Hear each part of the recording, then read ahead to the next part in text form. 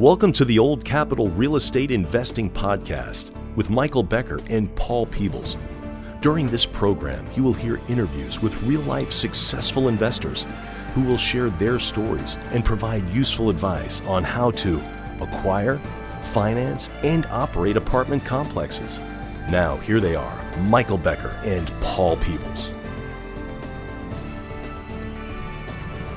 Welcome to the Old Capital Real Estate Investing Podcast. I'm your host, Paul Peebles, National Underwriter for Old Capital.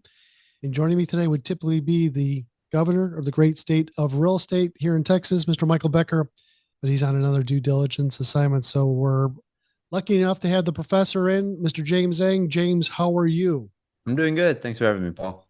Before we get kicked off another great podcast, James, tell me a little bit about the charity event for Old Capital. Has that been announced yet? It's going out next week for the email, but we've done basketball and had a couple injuries. Last year we did bowling, and this year, everyone's favorite, we are bringing pickleball to Dallas.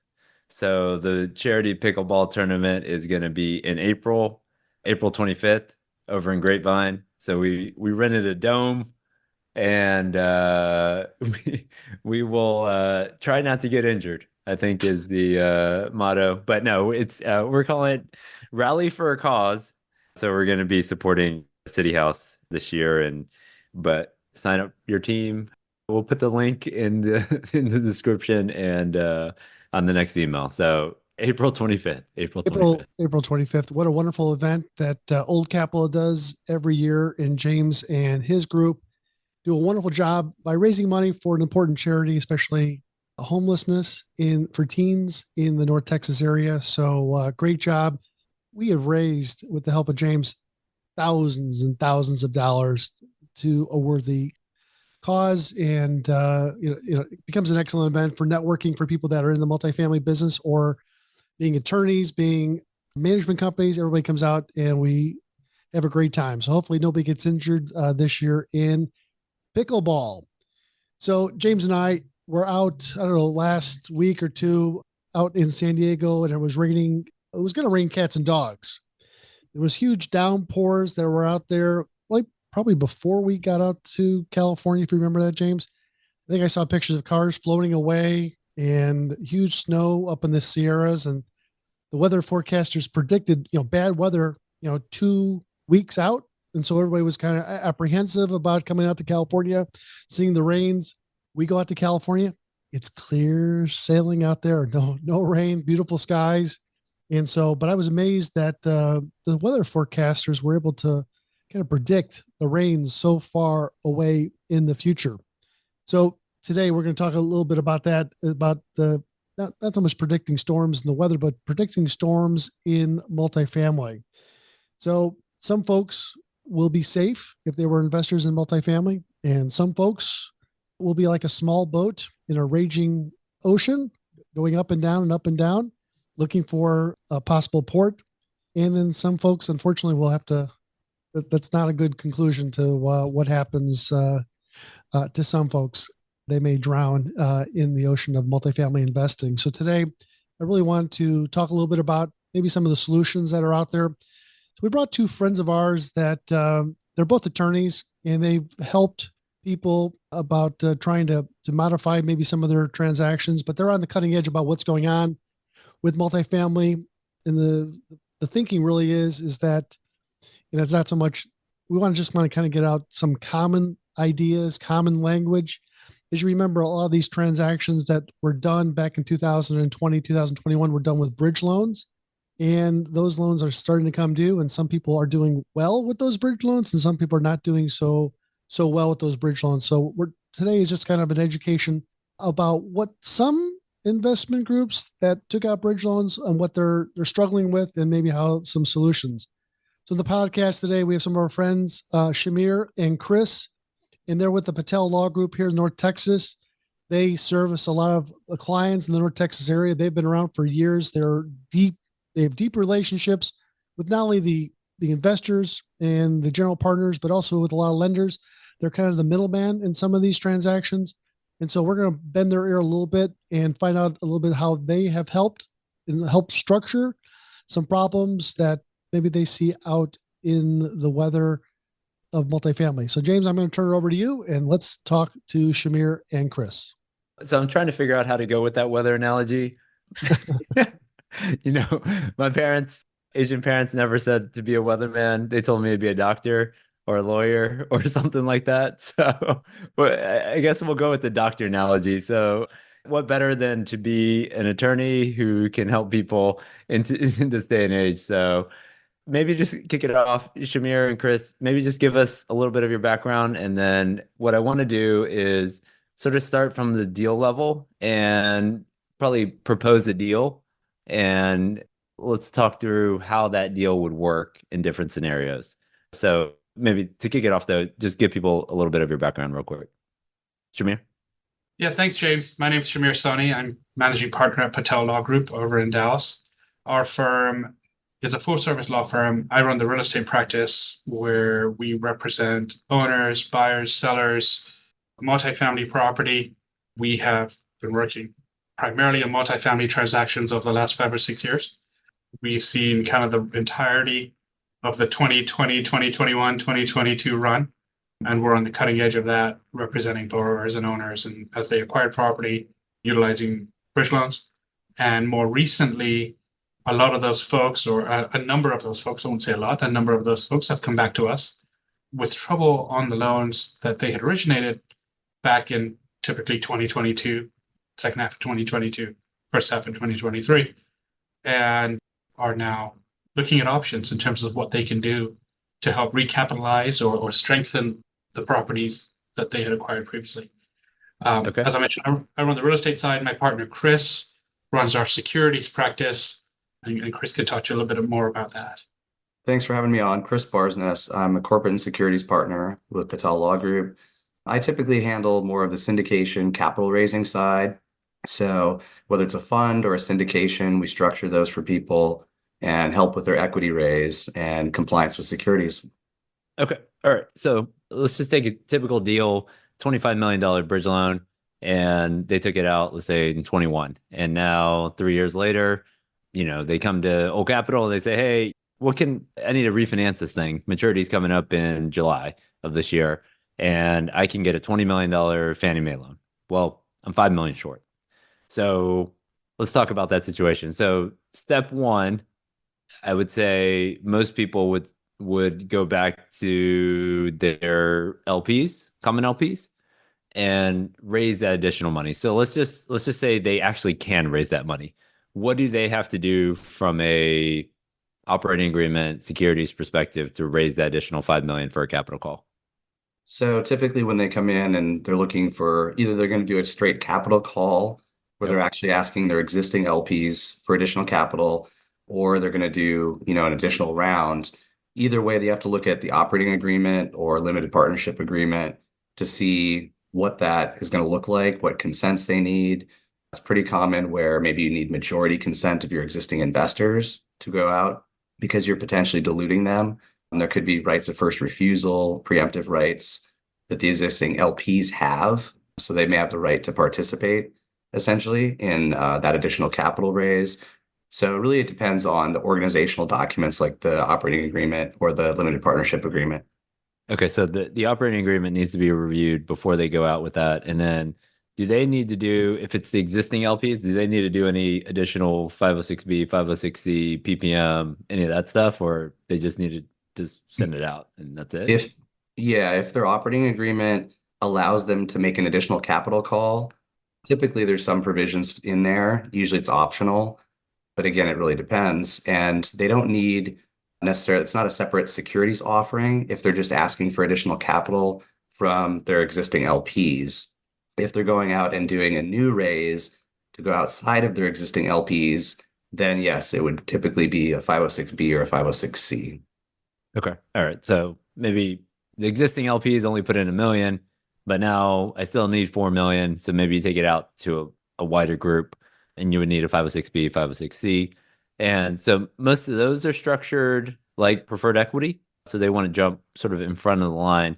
So talked about how you've seen people structure the preferred equity in terms of current pay or accrual pay and sort of where they fall within the capital stack. Sure. There's a whole wide gamut of different terms that people are looking for, and it's based on whatever the market will bear. So it could be 8, 10, 12%. Shamir deals with a lot of the pref stuff, probably more than I do. But in terms of, going out and doing the securities offering, we'll usually see maybe at 8 to 10 to 12% pref, maybe part of its current pay, maybe part of its accrued. And usually they want to be ahead in the capital stack of the existing investors. So obviously you have to deal with potential consent or dealing with existing LPs who might not be happy about that. Do you have to get the approval of the LPs though? It depends on the operating agreement, but usually because it's typically a new securities offering and you're affecting the returns of your existing LPs, a lot of operating, I wouldn't say most because I don't know what all operating agreements say, but a lot of them will say that if you're going to negatively affect the returns of your existing LPs, then you need some type of consent from them, whether it's a majority. I've even seen some that required unanimous. I would layer into that typically the PPM, and it's a Shamir, the PPM that was originally drafted for the original acquisition typically doesn't contemplate a preferred equity offering jumping ahead of the commons. So you have a securities issue there in addition to the corporate law issue. Okay, Yeah, so if you're taking on preferred, let's say you're doing a Fannie Freddie loan of 20 million, now you need 5 million of pref behind it. So do you need to do a separate offering for that? It sounds like yes. Yeah, if you're issuing a new security, that sounds like you would be because the terms are different than the prior. The prior offering was common equity, let's say, and even if they didn't fulfill basically fill the full amount they were offering, if the terms are going to be different, it's a new security, so it's a new security offering. All right, and then so you've got common equity coming in. That's one option. Next is preferred equity coming in to sort of fill that gap. And then maybe it's a smaller amount. Maybe the GP has a ton of money and they're like, I'm just going to do a loan to the partnership. So talk about that option for GPs. Yeah, we see that pretty common with existing clients coming back to us saying, hey, we're throwing some additional cash in here for whatever reason. Operating cash isn't cutting it. So all the GPs are coming together, pooling their money and putting it in. So we'll have to document that, usually be like a promissory note. And the operating agreement of a lot of LLCs they'll usually talk like our standard one talks about the potential for like a manager loan or a GP loan. And it'll kind of outline what the terms would be if that goes into place. So we have to follow whatever the operating agreement says. And usually it allows for those. And they'll be behind the existing lender. They're usually not secured, but they'll be ahead in the capital stack before the common equity in repayment. It's pretty common. All right. So let's say it is too big of a number. Maybe it's 5 million, maybe it's 10 million of a cash in and GPs don't have it. Now I guess we got to call the lender and ask for a little help here because a lot of these lenders, they said, all right, it's a 3-year deal, but you've got 2 1-year extensions, but you needed a 9% debt yield or 125 cover on debt service to get the extension. And we're coming up here in June at the initial maturity, and we're not going to hit it. So how does the process start if we need some help from the lender? Yeah, so not just the debt yield and the DSC or the DSCR test, but also the acquisition of a replacement cap for that additional 1-year period, right? So that requires cash. So ideally, what we tell our clients is you want to over communicate with your lender. So if the first call you make is when you're about to hit maturity, you got a problem, right? You should have had a conversation with the lender during the life of the loan, keeping them apprised of the performance of the property, the performance of their collateral, and where you think this deal's headed. Look, lenders see a lot of loans. They know what the market looks like from a macro perspective. They're not going to be surprised if a property in a certain market that's an underperforming market is underperforming. They probably have another loan there. So, you're not breaking news to them when you're telling them that your rent growth isn't what you expected it to be. You're really not. Right. And so that's, we tell our clients, get ahead of it, communicate with your lender. One of the challenges that we've had, or our folks have had on the communication side, is that they'll communicate with a third-party servicer rather than the lender. And sometimes those messages don't get relayed properly back to the actual lender. So they think that the message is getting back to them, hey, I told the folks we're working with in servicing, but then that doesn't get properly relayed back to the actual lender. So you want to make sure that you're communicating both with the folks that you worked with when you were originating your loan, as well as the servicing team that's asking you for quarterly financials or monthly financials, whatever they're asking you for. We've also seen a discrepancy between what's in kind of the loan docs. Sometimes the stuff is open a little bit for interpretation, and the benchmarks that are necessary to extend. So, for example, we've had lenders say, hey, look, you didn't hit your DSCR or debt yield or whatever it is. And then you go back and look at the math, and instead of taking a T3 annualized, they took a T12. And you're like, guys, come on. So, you want to make sure that you're carefully looking at what the lender's giving you. Typically, loan docs provide that the lender's calculation control is absent manifest error. So, if it's a manifest error, like, make sure they know about it, because that's a critical element when you're negotiating with them. We all want to be on the same, negotiating from the same place. So usually this starts with communication with the lender. They'll get the idea that quickly that this property is not performing, or the debt's not performing. Reach out to O Capital to see what the other options are, if there's a way to bail out without begging your lender. But if we get to the point where there aren't really any good options absent immense cash in, and it's time to go to the lender and make an ask, you want to make sure you're talking to the right person, somebody that doesn't keep telling you, I got to check with somebody else, or I got to go up the food chain. They can actually respond promptly, rather than, we've had folks where our clients will send an email and they get no response for like 2 weeks at a time, 3 weeks at a time. You need somebody that's going to respond and is actually involved in this process. And then it becomes a question of, really framing your ask, right? Understanding what the property can sustain, understanding where you're at relative to your business plan, understanding exposure with respect to the loan documents. Do you have a completion guarantee? Do you have a rebalance guarantee? What is the scope of those guarantees and the scope of your liability pursuant to those guarantees? And where do you stand? So understanding kind of the status quo of where you are relative to your loan, and then crafting an ask that's credible and not unreasonable, that's credible in terms of both what the property can sustain and, from a lender perspective, what they would be willing to accept, right? So that's typically how we advise our clients to at least initially get started. So one of the things that I've seen in this last go around, the last about 15 years or so, and really specifically the last 3 or 4 years, when it comes to the loan documents that a lot of these bridge loans put out there, you take a look at 100 different lenders, they're going to have 100 different loan documents. And because why, James? Why is there 100 different loan documents, 100 different interpretations?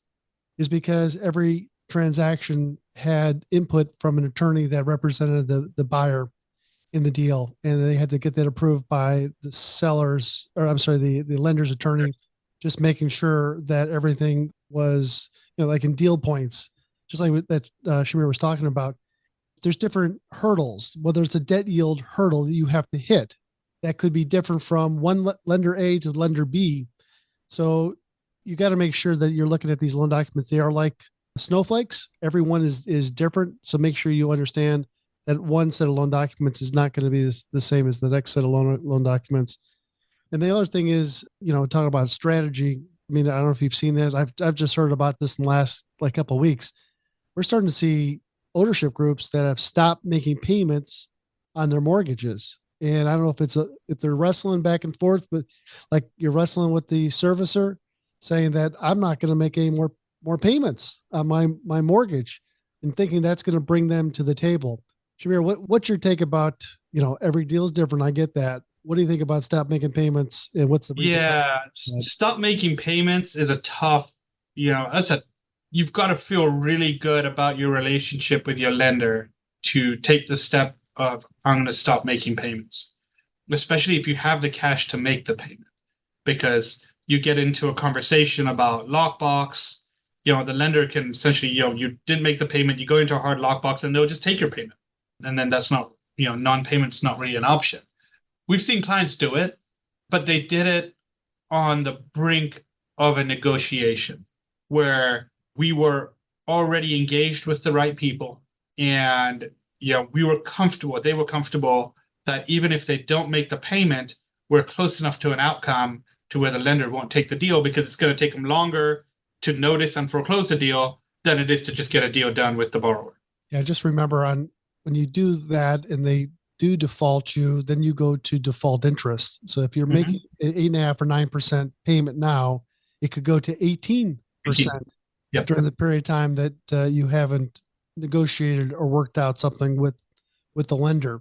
James, talk a little bit about something that you've seen recently, recourse versus non-recourse on some of these modifications that they want to pull back the non-recourse and start thinking about maybe on some of this deal, we'll start putting a little bit more hold around your balance sheet. What have you seen on that, James? Yeah, Shamir was talking about it a little bit earlier, just in terms of, so all these bridge loans, let's say it was a $30 million purchase price. Okay, I give you 80% in the initial fund, but then you need rehab, and the rehab is $2 million. So the $2 million, it's almost like a separate bucket, right, Shamir? That says, well, we're going to hold that $2 million over here in this bucket, and we need to make sure you get all that work done, because the only way I get out of this bridge loan is you completing all this work. And so that's almost a separate bucket, separate guarantee. So whether, I think you call it completion guarantee, and if you don't get it done, then you're responsible for getting it done. And that loan is going to become recourse to that effect. So every one of these deals is different, and depending on who the lender is and how they structured it and where the escrow rehab dollars are. But what I wanted to ask was around, what are you seeing borrowers ask for, and what are you seeing lenders give to people based on those asks? Yeah, so the asks obviously range depending on kind of the degree of trouble, right? And different lenders have different things they agree to. So we're going to address this in kind of a macro sense rather than particular to any lender. Sure. But what we, kind of at the opening, most of our borrowers will ask for some sort of modification of the rate cap extension, right? So we're at maturity, we're close to 3 years. You want to extend to year 4 to get you a reprieve. Well, as part of that extension, you're going to need to do a couple of things, right? You are going to have to pay an extension fee. You will buy an additional 1 year of rate cap. You've got to hit whatever hurdle target that's necessary to extend.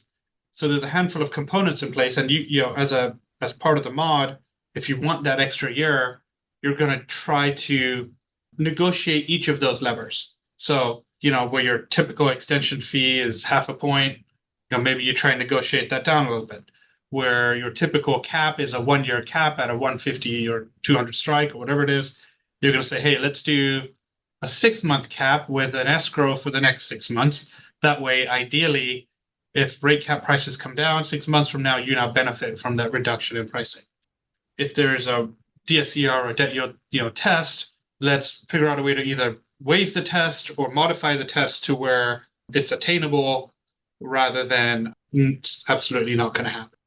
So that's the ask when we're looking for a mod close to an extension. So typically at like months. So just pause right there. So to me, that's the lender giving everything, right? Right. Like the lender, like in the loan agreement, none of that's in there. Like what, or it's worse. Yeah. But like what can the borrower give to the lender as like a peace offering? As an incentive to get what they want. Yeah. So really, I see what the borrower can put up to the lender. I see that fall into essentially 3 real buckets. Okay. There's one which is additional equity, right? Putting up additional capital towards the deal, which typically falls, they would say, hey, look, fund additional CapEx reserves or replacement reserves or interest reserves. That's kind of bucket number 1. If you can put up more reserves, the lender's starting to feel better about their collateral. Those reserves are collateralized, there's dollars there, which then offsets some of the risks the lender has. Another thing that you can offer is, as you mentioned, some form of recourse. So we've seen offers of a dollar recourse. So say, hey, look, we'll give you, not only we'll take this deal that's currently non-recourse and put up $2 million in recourse, and then ideally that $2 million in recourse burns off at a certain debt yield or DSCR. So once the property hits its target performance levels, that recourse that you were willing to put on the line no longer is on the line. We've seen, so that's kind of the first couple of really big things that we've seen. We'll have clients, that would add or consider adding general partners to help with some of that. So you bring in a GP, that GP then comes on as an additional guarantor to the lender on both the completion guarantee and the carve-out guarantee. So now it's a credit enhancement to the lender, and then that GP will put in a little bit of cash to help strengthen the balance sheet. Your existing GPs are going to take a cut in their promote and their return from the deal. So we've seen and done some of that. We saw another deal that was in somewhat troubled deal. Their ask actually was to go from, and this was not at an extension, right? So this is earlier. This is not month 30, 35, where you're towards extension. This is earlier in the life cycle. So you're not really negotiating the extension terms, you're negotiating like the terms of the loan on the modification. And their ask was flip from a variable rate loan to a fixed rate loan. They would put up additional money for reserves, which would go towards rehab. There was a modification of the business plan, because if you modify the business plan, then you're altering the scope of that completion guarantee, because the completion guarantee is aligned with the business plan. Those were kind of the headlines. And then there were a couple of other smaller things like negotiating down some fees and stuff, releasing some money that was in an interest. It was in an interest escrow towards additional repairs, so that they could complete those faster. And ideally, they would have enough money to buy the replacement cap when they need to. Yeah. So moving around, reserves and escrows and impounds is always another way to do it. And that was kind of the substance of that ask. I thought the mod from a variable rate to a fixed rate was an interesting ask, and I'm not sure how that gets done on a loan that's already been syndicated. But if a loan's held on balance sheet, I could see potentially that happening.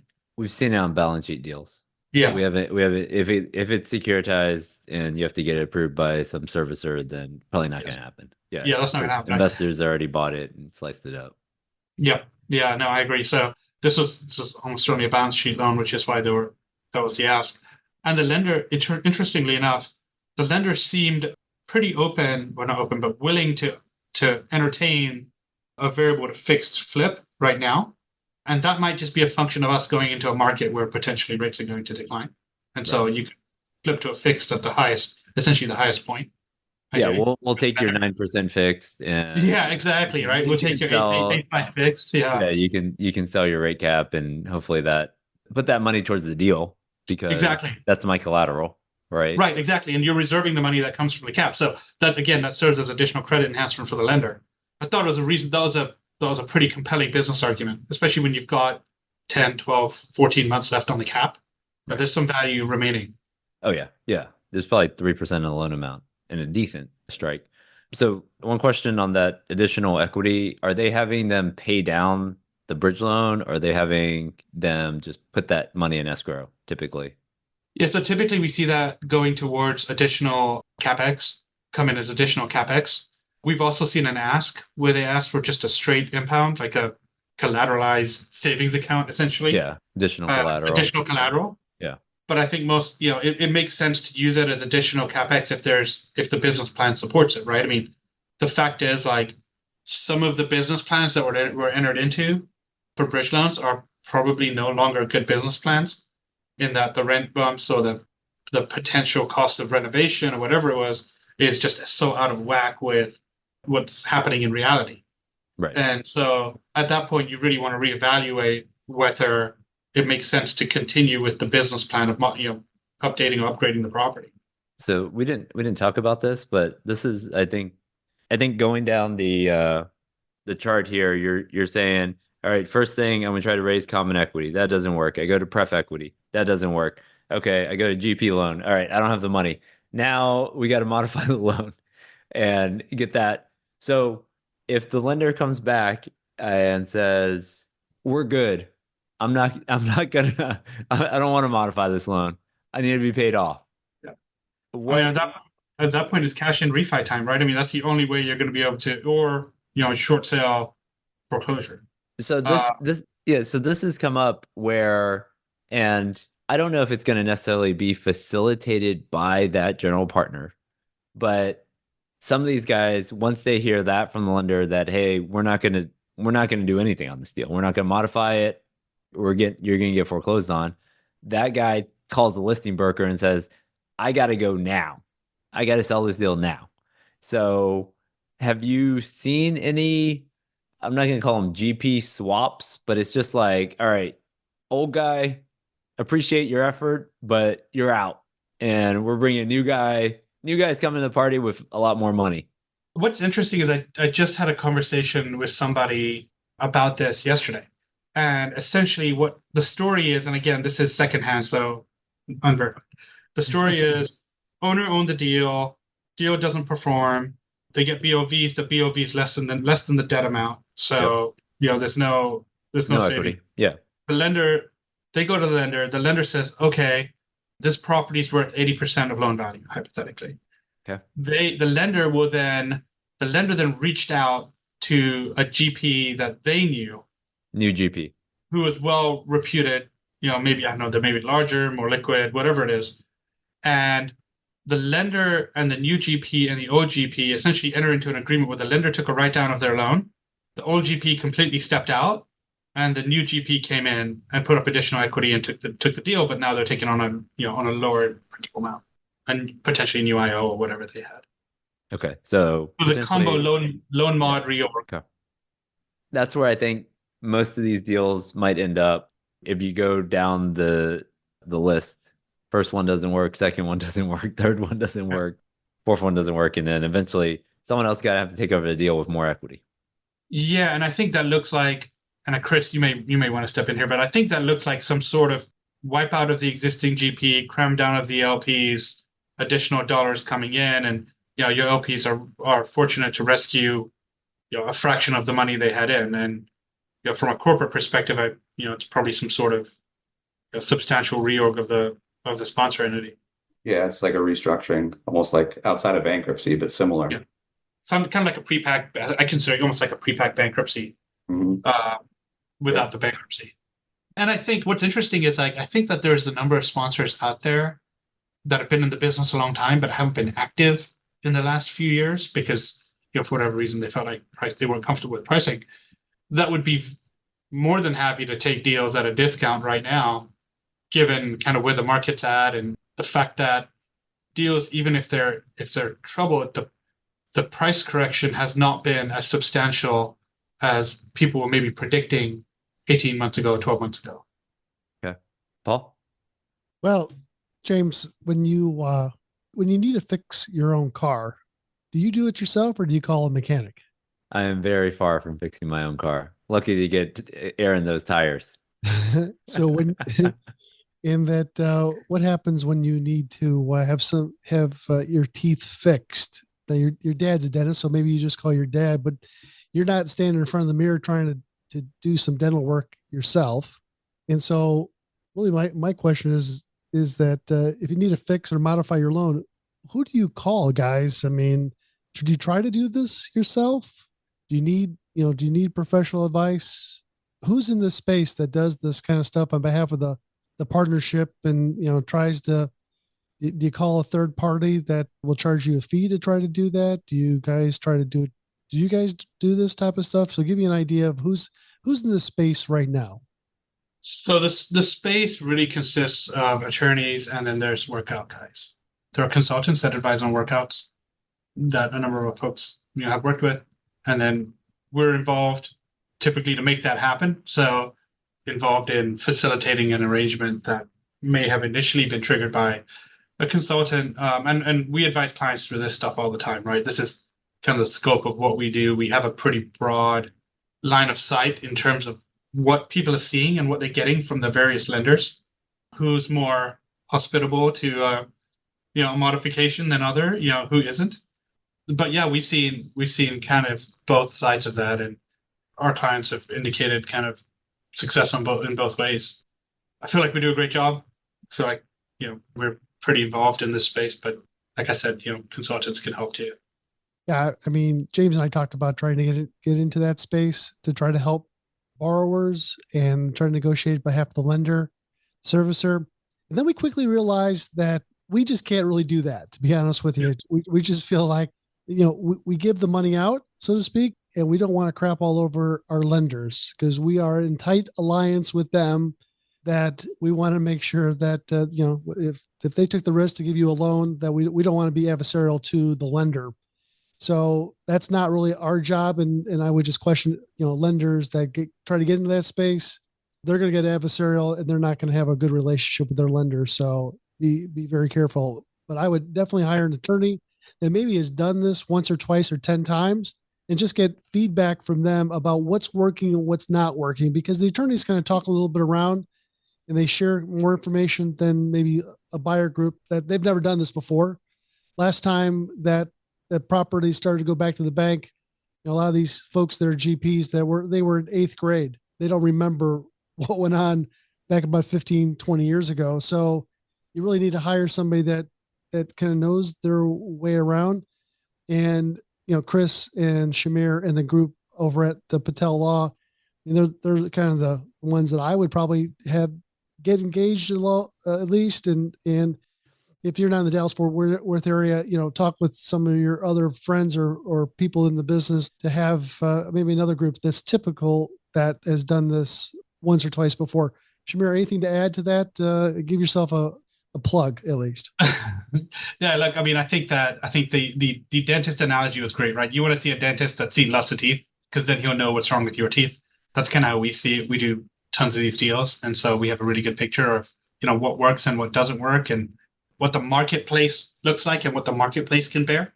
And I think that's really the experience you want to look for, whether you hire us, another law firm, or consultant. You want to know that what they do is see the entirety of the space so that they can best advise you on your position within that space. Yeah, and also you want to make sure that you've had an attorney look over your organizational documents, operating agreements, not just loan documents, but if you're talking about a restructuring, usually you're going to need certain consents and other things. So you want to make sure you've done this correctly and that you actually have the right to enter into that type of a workout. Yeah, we entered into this conversation about talking a little bit about the storm that was off the coast of California before we got here. Now, I think a lot of people that took out fixed rates back 2, 3, 4, 5 years ago, Fannie Mae loans, they put a bunch of money in down, and they did not, or they bypassed doing a bridge loan. I think a lot of those people are going to be clear skies, bright blue skies, big sun in the sky. But some of these bridge loans, and I call them as James does, the class of 2021, 2022, that really are handcuffed into these deals that they really don't know what to do, what stones to turn over, who to talk to. But I think it begins with a conversation probably with your own attorney and then kind of figuring out who can kind of represent you. I can tell you this, it's not going to be Old Capital. We're just not going to be adversarial to the lender. That's just not going to work. And if people want to get more information from you, Shamir, what's the best way for them to get in contact with you? Yep. www.patellegal.com. My info, Chris's info, we're all on there. Happy to chat with anybody. Always open for conversations. I love learning about where our clients are, where owners are in the marketplace, and finding a way to creatively solve problems for them and help them through. As Chris mentioned, I will, it's important you look at your loan docs. Those will be relevant to a reorg just as much as they're relevant to a loan mod, because you may end up modifying your organizational chart, which ties into your loan docs. James, any final words and thoughts from the professor? No, I mean, I think it's going to be a super interesting time. I don't think anybody in the last 5, 6 years, 7 years read their loan agreements. And so now all of a sudden everyone's going to have to dust off the 150-page PDF and figure out what the story is in all these deals. And so, it goes back to underwriting and, you give two people the exact same financials and exact same rent roll, and they're going to give you a different NOI. And the starting point is hard enough. And so I think every deal is going to have to be negotiated out. And the goal, I think, as a GP is to survive another day and be able to be in this business 5 years from now. So if you take that mindset, you're going to have to take some lumps right now, but I think overall you'll be all right. Last thing I'll say is make sure you read your loan documents. I agree with Chris and James. The term sheet that you signed, that's really non-binding. The loan agreement, all the loan documents, that's binding. So there could be a difference between what you thought you signed originally and maybe 60 days later of what you really signed, and maybe your attorney didn't catch it at that period of time. See what you signed up for.